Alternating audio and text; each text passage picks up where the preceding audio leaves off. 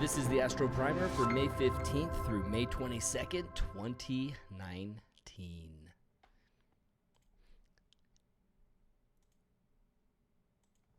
And almost totally smoothly. Okay, awesome. Hey guys, welcome into the Astro Primer.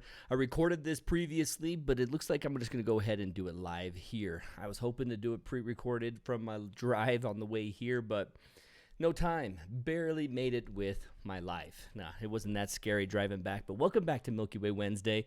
First, the Astro Primer. So here we go, guys. You're a Milky Way lover, and you're thinking, oh yeah, tell me, Aaron, tell me, when is it going to be possible for us to actually get out there and see the Milky Way? When could possibly work? Well, I might as well just share my screen so that I can show you these details, because these are my notes for the details. So, guys, Tuesday the 21st is the first time we're actually going to see the Milky Way. It's the full moon week. It's the worst week of all, full moon week, when this stupid moon gets in our way. So that moon is going to be here. You know, I wonder if that podcast, oh good, Astro Primer's turned off, sweet. Okay, I had that song playing and I'm not sure how it sounded because I couldn't preview it when I was doing the studio mode. But on Tuesday, the 21st, is the first night that after the full moon, you can actually capture the Milky Way. But it's going to be 40 minutes only. So you get the moonrise, that's going to happen. If you guys remember window of opportunity, that moon window of opportunity, you have to go. But after the Milky Way, your best chance is you have to go in the beginning of the night. Because that moon, after the full moon, rises a little bit later. And then it goes throughout the entire night. So the moon will rise, and then the night's over. But you have 40 minutes on the 21st, and then in Australia, you're down in the southern hemisphere, you'll get 33 minutes before that moon will rise.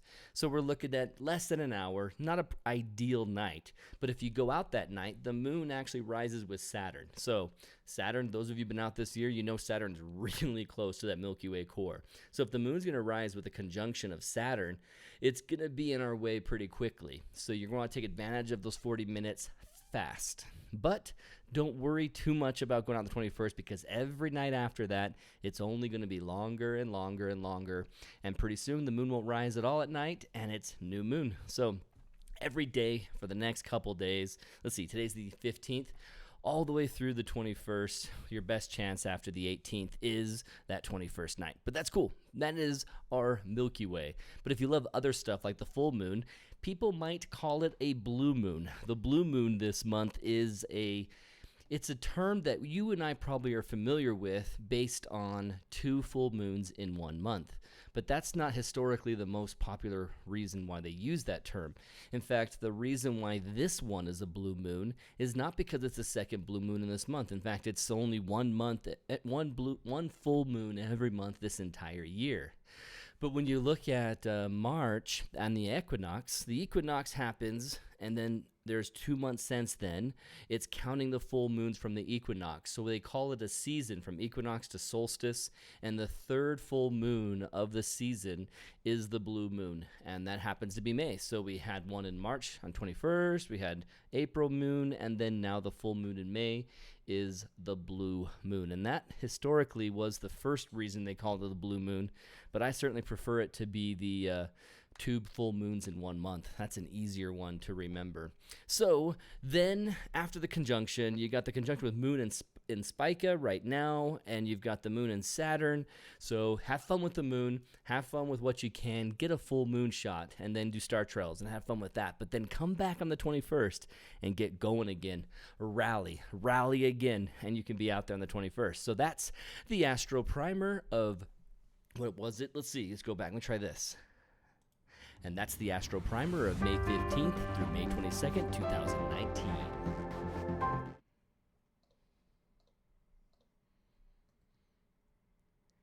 Haha! Welcome back to Milky Way Wednesday, everybody. I'm Aaron King with Photog Adventures, and I haven't made sure to make everything perfect tonight.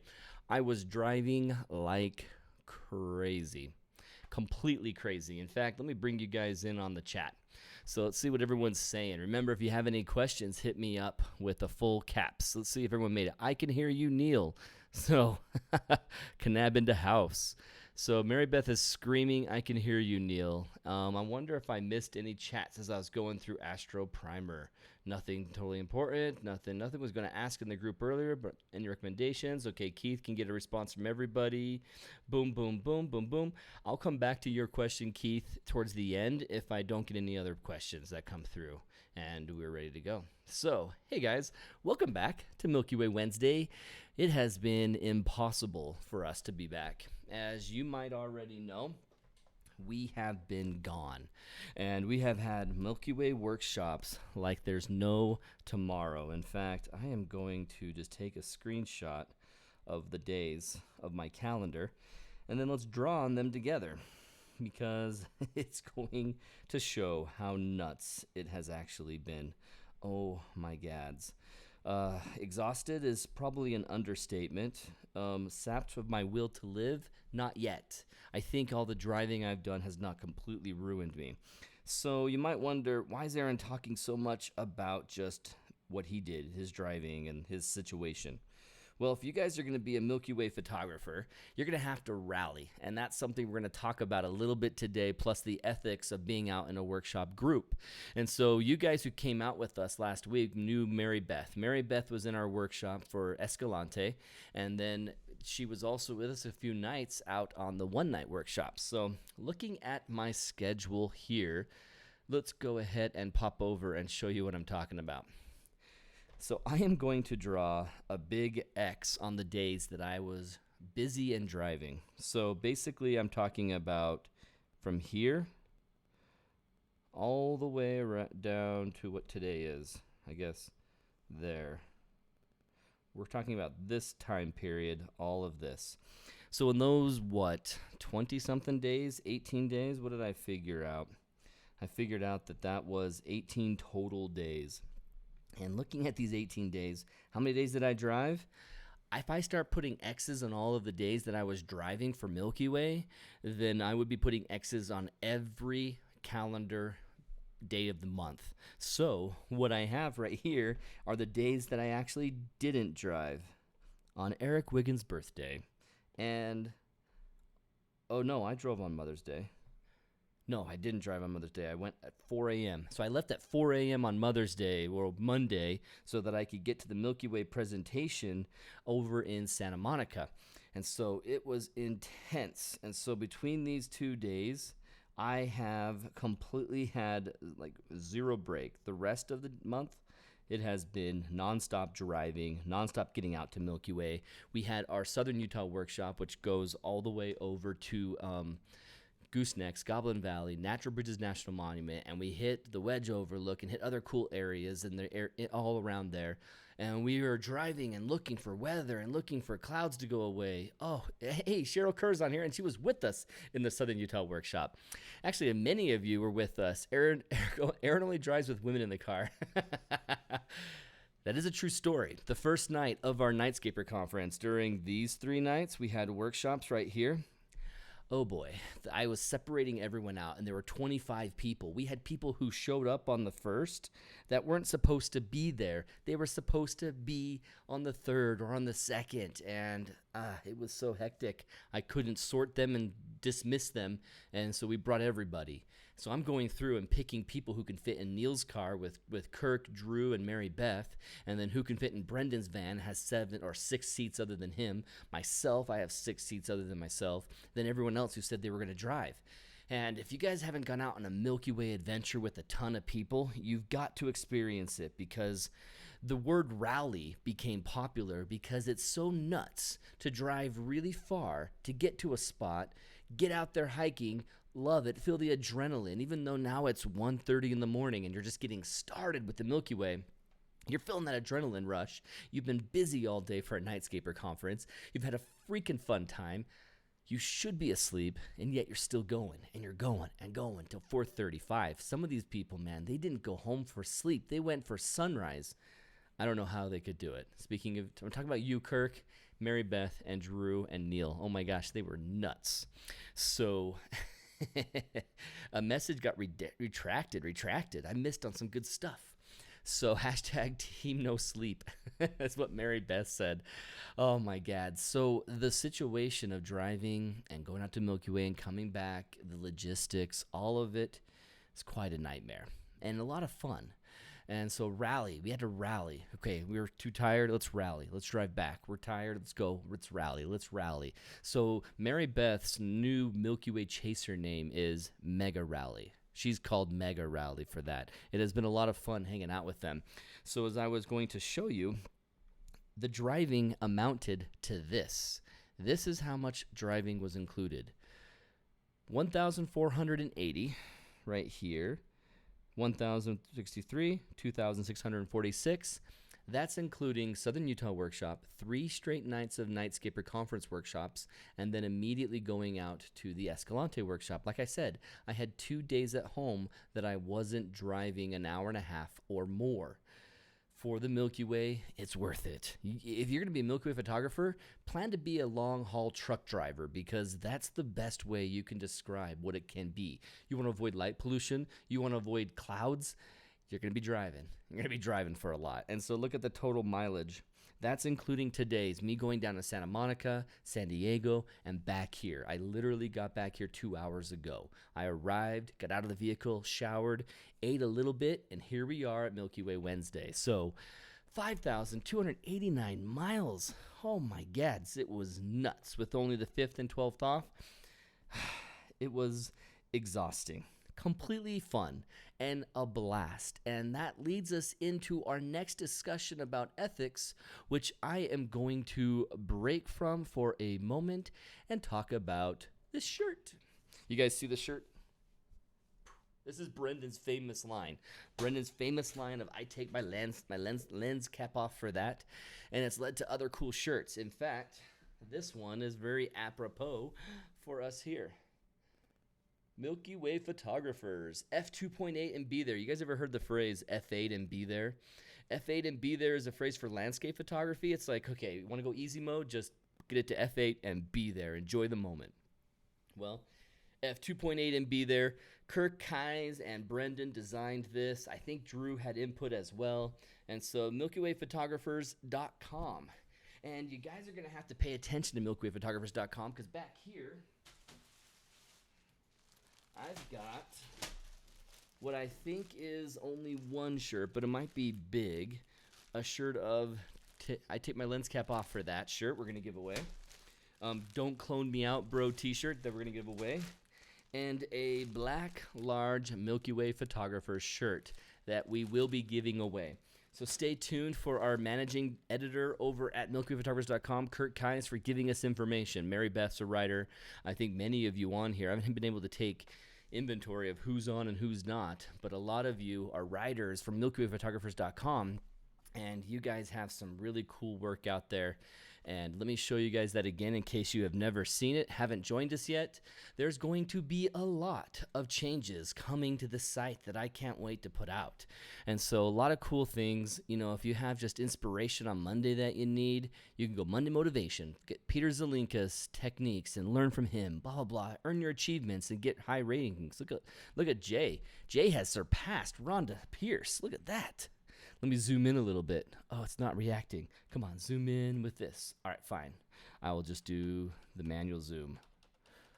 Look at Jay and Rhonda's score. They're catching up to Shelby Diamond Star, which is Mary Beth. 25 achievements of hers, but 18 for Jay. So Jay is almost a master Milky Way photographer. And my artist that's working on the stickers is back on with me. And we're going, ooh, I almost lost the chair. We're going to give those stickers out to you guys who have earned those achievements that have stickers. So that lens shirt would be hilarious. It is. I love it. I take my lens cap off for that. So MilkyWayPhotographers.com. If you haven't joined us yet, get out there. Great articles. These guys have been doing a lot of good work. And we have a fun place to just gamify our Milky Way photography. So let's go back to my iPad and let's talk about the picture that I put on the thumbnail. Let's talk about ethics with our final minutes. The situation of going out to Milky Way photography and getting the best out of it. How can you do that? Let's see. Where can I find my picture? I think I'm going to find a Finder window. Let's do a new Finder window.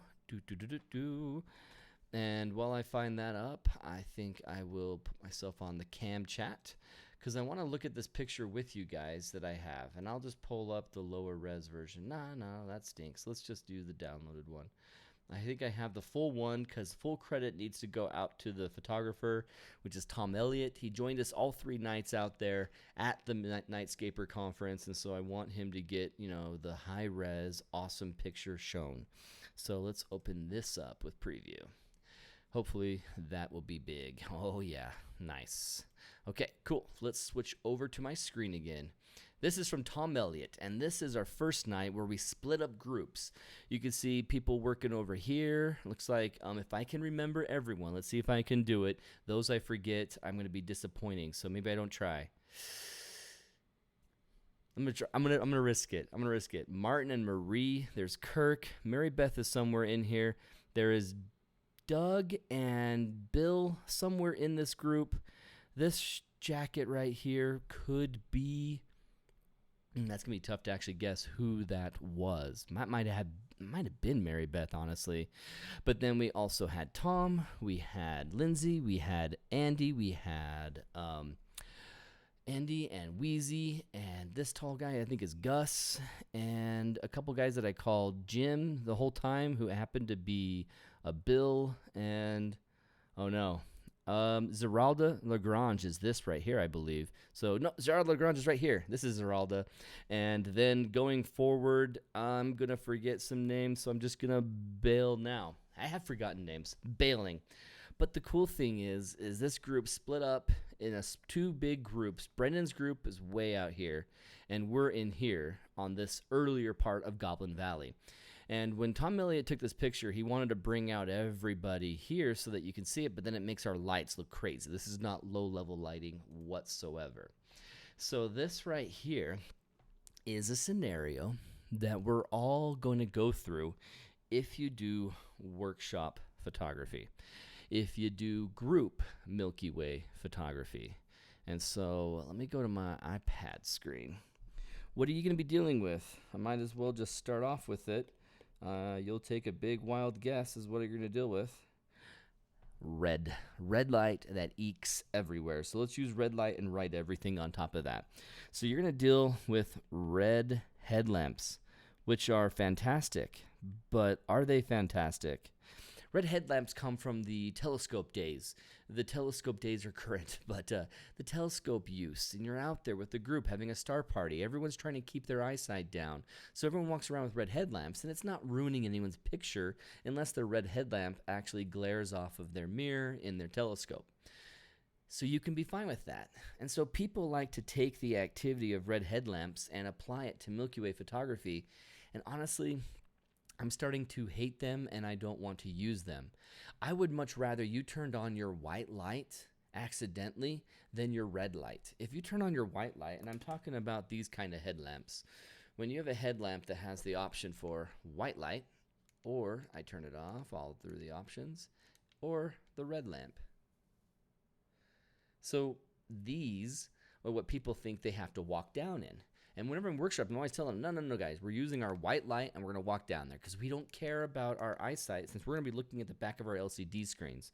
You're not keeping your eyesight good with the red headlamp when you look at your LCD screen. Now, if you keep your camera off, there's no LCD screen in the back, and you're not looking at any lights of your iPhone, your phone in your pocket, then a red headlamp will keep and manage your night vision.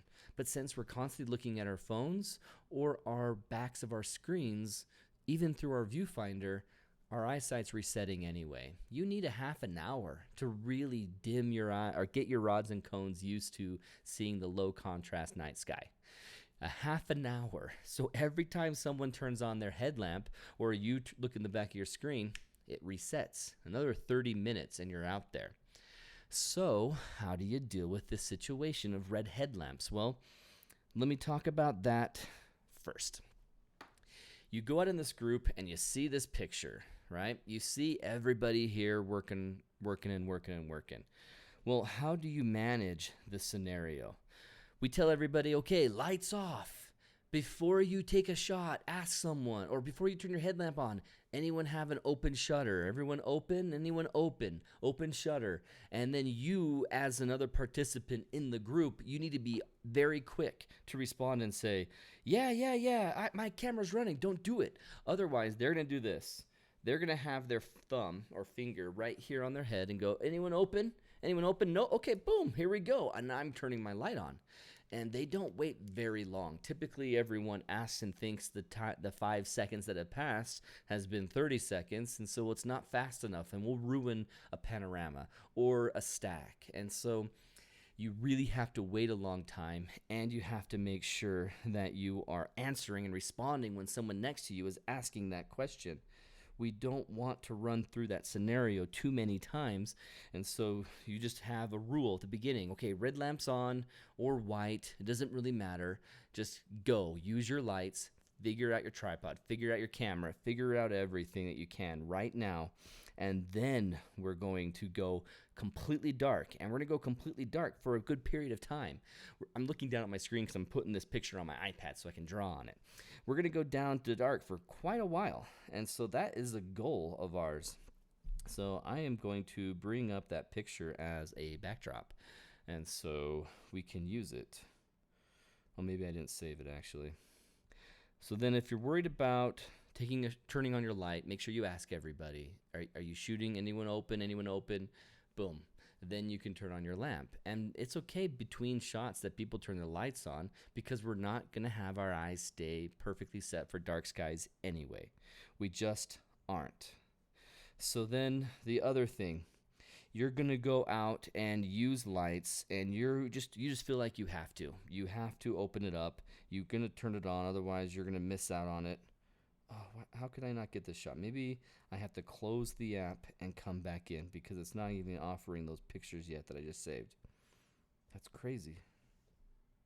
It still refuses. Maybe it's actually putting it on a timer, and that's what's happening. Okay, let's go over to my screen on my iPad.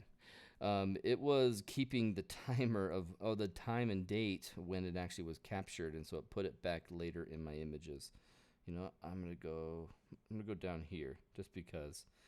All right. Red headlamps are evil also because of the way the light spreads. I mean, look at this down here. That actually stretches pretty far back here and probably is hitting other rocks in the distance. And so we have issues with red headlamps showing up all the way throughout our foreground, even for just this quick second. That red stands out so much. Unlike the white, red really sticks. And then trying to fix the red can sometimes be challenging for those who don't know Photoshop or Lightroom as well, don't know the local adjustment brush and the brushes and the HSL panel that they can sometimes fight it back with. And it's still challenging even if you know how to do it. And so when you go out with your red headlamp, remember that you're only using it to get there and maybe touch your camera. If you can't close your eyes and do this, take off a cap, put a lens on with your eyes closed. If you can't turn your camera on and then hit the button up here for ISO and then change it over here for your aperture, if you don't know your camera well enough to make these adjustments without your eyes, I can open my eyes now, without your eyes being open, then you shouldn't go out and do it at night yet. You really need to be able to do this with your eyes closed. And if you guys go out in a group workshop like this, you're going to be a star of the people around you if you never turn your light on and bug them with it when they're taking their shot, because everyone in the workshop isn't very keen on saying, hey, okay, I'm going to be shooting now. They just never inform you. They're just capturing. And when you check to see if everyone's done getting their stuff, 3 people say, oh, I'm already shooting. And it's like, oh, okay. Even the workshop that I'm leading, I still can't keep everybody on the same page. It really is hurting cats. So the second thing with the red headlamp and making sure you don't be a jerk and that you always check, the thing is, oh, I want to give one last tip. If you're going to turn your red headlamp on and you have to do it, say this mic was my tripod and this is where everyone's shooting, you're going to turn around. You're going to turn around first, then facing backwards, you're going to turn your light on, and you're going to look at your camera. And you look at your camera like this real fast, then turn your light off before you turn around, because back there, no one cares if there's red light. Unless something's reflecting the light back to the front, it's okay. Just don't get hung up on keeping it on your tripod. You could also stand in front of your tripod and do this and check your stuff and then stop it. But you really have to just huddle over it, huddle around it, block it, and then do it. Don't dangle your headlamp, because as soon as you're done doing this and you think you're holding and you do this, all of a sudden you sprayed everything and it's in a view. So be very careful. The second thing that I want to ask you guys to do is gaffer's tape. My favorite thing in the world. I'm not seeing any questions. Awesome. That is what Chris Whiting just said, actually. He just brought up the tape. So where is mine? This is gaffer's tape. If you haven't heard me talk about it before, I'm going to go ahead and go full screen so you guys can see this. The gaffer's tape is really easy to come off. In fact, this tape right here that is taped up on, let's see, what can you see? There, you can probably see it now. That's blocking my focus assist and other lights that come off of that. And that tape was put on there in 2016. I have not taken it off since. Boom. That's how easy gaffer's tape is to take off. It doesn't matter how long it's been. It's worse for sure on certain surfaces the longer it's been on. But gaffer's tape is this cloth tape, really easy to tear. In fact, now that I've torn it there, I can tear little pieces. I'm going to go up to the wall. You can see it better there. Tear little pieces out of it, and then I go on to that light. Remember this light that sometimes flashes and indicates that you're focusing, indicates that you're taking? That stupid light is fine during the day, but at night, that little LED will glow all over the space in front. And you've got back here, there's a door that your battery indicator is going, or a memory card, right to memory card flash is going, or you're recording, or shutters going off. This little flash indicator LED light is something you should tape off. If you're in a panorama scenario and someone's here right next to you, they have their camera on a wide angle, they're seeing a little bit of that. And it's better to see your black camera than to see your light. So I tape off that, I tape off this, and if I have anything else that's making light, I tape it off, and typically I don't. If you have a star tracker, you have more things. As Mary Beth found out, there's a lot of things on there that's casting light. Or if you put on, in the hot shoe, some people put on intervalometers and shutter releases up here that come with their own like spaceship set of LED lights. So you're going to want to bring gaffer's tape. And say you've already taped up your stuff. Bring extra. Why? You're going to run into that person who's there who could really use it. Otherwise, they're going to mess up your shot. And, kindly say, hey, I got some gaffer's tape for you. They think it's cool. Like, sure, help me out. And then you help them tape up whatever they need. We had one guy in our first workshop. It was Ernie. He had an entire camera set up for time lapse in front of Kathy. And that camera had a big old LED screen going off every shot. And it wasn't showing the picture as much as it just came back to the menu and then went black. Came back to the menu and then went black, and that was really crazy bright. So we just taped off the entire back part of his screen with gaffer's tape. It was really freaking fantastic. So remember in this scenario that you guys, let me point to the thing that you actually I'm talking about, that you guys need to be polite to everyone who's out there. We have low-level lighting going on right here and lighting this area. Every time I move that light, I'm messing up someone's shot who might be sitting way over here or behind me, or even this way, looking that way. Maybe we're seeing all of our light flood that goes into the distant areas around the hoodoos.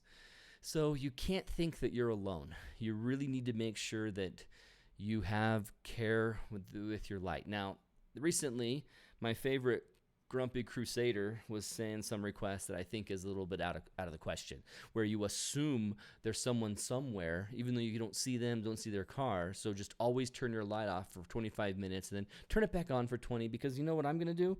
I'm going to do a time lapse, and I'm going to have it on for 2 hours, 3 hours. So the best thing you can do is when you get to a location, just check. Anyone here? I'm going to turn on some lights. Is anyone else doing Milky Way photography? And you check the area first and make sure that you're good. And if no one says anything, then great. And hey, if you're that person who's hiding far away and you see someone turn a light on like balanced rock and they're ruining the shot that you want to take, that's on you to walk over to them and say, hey guys, guess what? I'm sorry to frighten you. I just walked up from behind you in the bushes, but I'm shooting way back here. Do you think we could all go back there? Or maybe we can turn the light off for a little bit? And unanimously, I'm guaranteeing every one of you will be willing to turn your light off. That's not a problem. I would turn my light off. Even if I was doing a time lapse, I'd be like, oh, dang, I'm not alone. I guess this time lapse won't be perfect. And that's the bottom line for time lapses, is that it's not going to be perfect unless you're alone. So you deal with it. You deal with it. And so Kirk was saying, I kept kicking people's camera bags since I was keeping my headlamps off. Sorry for all the damage. You know, that should be our third point. Camera bags. Before we end Milky Way Wednesday tonight, your camera bags, play it safe. Maybe put them just in front of you right here. You can see how there's space right here on their tripods. Looks like Zeralda actually is this one. And then this guy right here. Yeah, I have no way of recognizing that shadowy figure. But whomever that is, I think that might have been Jim, actually. No, it wasn't Jim Butler. Sorry. So he put his bag inside the tripod legs, and if you can and it's not in the way of your feet, then go for it. It's usually we can keep our camera bag anywhere, but when people are walking around in the dark trying not to ruin your shot, make sure you don't sprain their ankle and break their leg in gratitude. So just play it really safe, keep our bags in a place, and if you go, please, okay, fourth thing. If you go to a workshop and there's a lot of people, if you go with friends and there's 3 people, there's one thing that you have to be in order for all of this to work out. You've got to be patient, understanding, I'll just put and kind. Everyone in our workshops were completely kind. I saw a little fatigue in some eyes when I said, okay, we have 15 people tonight. They're like, oh, that's 15 people I have to wrestle with their light. But they were all really patient and understanding and kind. So get ready to be the best version of who you are when you go out for Milky Way Photography. Unless you don't have any lights on, you're going to need to be patient so that they're patient with you, and then you can return the favor with them when they have their lights on. So, any other questions? Rhonda Pierce says you can hang your bag too. And it's nice. Oh, Neil and they're both giving the same. Keep your camera bag on your back once you're shooting. It helps keep you warm and scorpions out of your bag. Let me go to the cam chat so you guys can read what he's saying. Jerry Thompson says, on Milky Way shoots, I wear a photo vest rather than take a bag. That's awesome, because then you can just tuck everything in and work with it from there, grab extra batteries and extra memory cards, because that's some situation that people do end up getting into their bags and turn their lights back on because they need to see where that card was, see where that battery. Brendan and I just have the habit of always bringing our stuff in our pockets, and there's never a need for our bags. We almost always leave our bags back at the car for Milky Way Photography because we just don't need anything else. And scorpions, don't worry about scorpions. Now, Zeralda, she has a new situation. She can deal with alligators and other crazy critters all around her area, so I'm betting that she keeps her bag up in those scenarios. But this scenario of hanging your bag off your camera tripod, just one thing is you're taking a long exposure shot, and any vibration might cause some sway or stretch in the stars at minimum, or at worst just completely ruin your shot. So make sure that your bag is hanging from the tripod is also touching the ground. Then it's anchoring it, but when it's up, it becomes a pendulum that's causing actually more problems. So be careful of that. In Zion, we had a crazy windy morning, and I put my bag on my tripod, and I walked away with a second camera, and I was taking some, YouTube footage. I look back at my camera over there, and I see that it's just like one more swing away from taking a fall with a $300 rental lens that's on the end of it. So I ran back as fast as I could. And Teresa says she doesn't take her bag most of the time for Milky Way. So, all right, awesome. I want to emphasize that Milky Way photographers are awesome people, especially you guys here who are trying to learn more.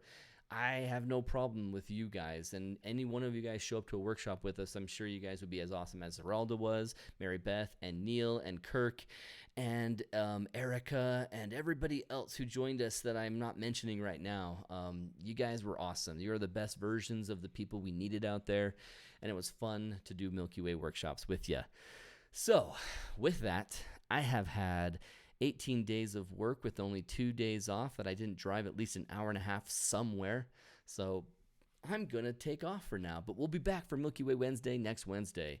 And there's a lot of Milky Way chase videos. I've recently done a Milky Way chase video. If you haven't seen it yet, please check it out. I'll show you here. The Milky Way chase videos happened last June. And so over here on our YouTube channel, you can see, there's our stats. You can see my recent video. Oh, don't go for my studio. Just show Photog Adventures as a YouTube channel. Okay, here we go. We're loading it up from your perspective, not mine. And that is this one, Cloudy Milky Way. This one was our night 16. So I have 17, 18, 19, 20, 21, and 22, and 23 to put out. And my goal is that I will be putting these out before I leave on my next workshop, which is in, sadly, a week and a half. I love workshops, but I'm so exhausted. I'm so tired. I got a rally, Mary Beth. Time for a mega rally. You're welcome, Bill. Bill was with us. Bill was out there with us. Bill, were you one of the dark figures that I didn't mention? I hope I didn't miss out on a chance of mentioning you. Hey, my moniker is from Flamenco Dancing Days. Oh, someone mentioned they do the flamenco. Was that Wheezy? Diva Bala? Might have been Wheezy, or who was did the flamenco? Oh, I can't remember who said they did, but met a lot of people. You're welcome, Veronica. Thank you guys for joining me, and get out there and read MilkyWayPhotographers.com. Stay tuned for the managing editor, Kurt Keyes. He will announce something over MilkyWayPhotographers.com and through us on the podcast of how you can win some of these shirts. Kirk, do an awesome contest. It'll be a lot of fun. Can't wait. You guys have a great night. Thank you for a great Escalante time. Oh, Diva, man, are you? This is Teresa? No. It is Teresa. It's Teresa Clark. Awesome. Hey, Teresa. You guys were just hanging out with me, and you were willing to get on tonight. You guys are pretty awesome. Thanks for joining us. Remember, we have a few Milky Way slots open for the rest of the year, and it's only up until June. We have one July 2-nighter, and that's it. And we're done with Milky Way Workshops this year. So if you're thinking about joining us for a Milky Way Workshop, check out photogadventures.com/workshop and get a seat, get a slot right away so that we can go out there with you to Escalante, Southern Utah, Crater Lake, or Oregon coast. So thanks, guys. Have a good one. We'll see you guys next Wednesday for Milky Way Wednesday. I'm back. I'll have something for you every week going forward because I love this stuff. So join me again during the workshops. It'll be a pre-recorded video, but I'll have something. Yes, I'm promising you that now. I'll have something. Let's do it. Have a good night, guys. See ya.